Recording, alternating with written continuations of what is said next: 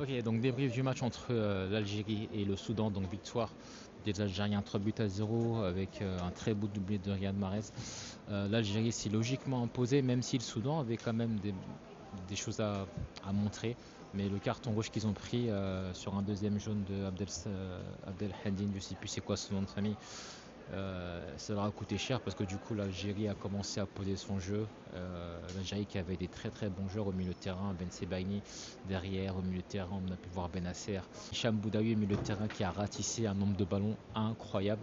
Et logiquement l'homme du match a été Riyad Mahrez qui a mis son doublé et on voit son rôle, il a un peu évolué dans la sélection.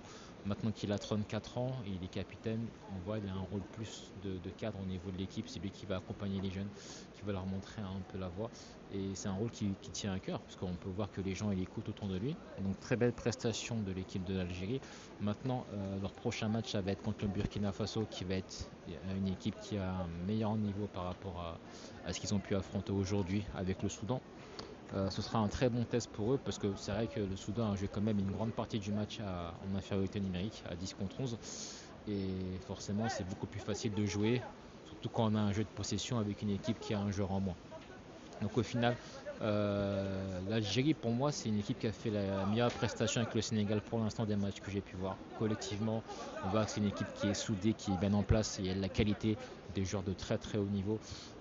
Donc maintenant il faut voir sur la durée parce que c'est vrai que l'Algérie, là ça faisait depuis 2019 que l'Algérie n'avait pas remporté une victoire à la Coupe d'Afrique des Nations. Donc la dernière victoire c'était en finale de la CAN en 2019 face au Sénégal qu'ils avaient remporté un but à zéro.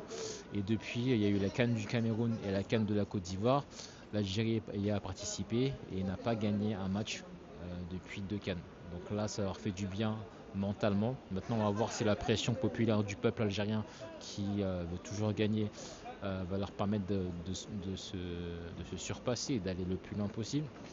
Sachant que voilà, il y a quand même des anciens, Bounedjah devant, Riyad Mahrez. On va voir, c'est peut-être leur dernière compétition, donc on va rester attentif à l'évolution du groupe.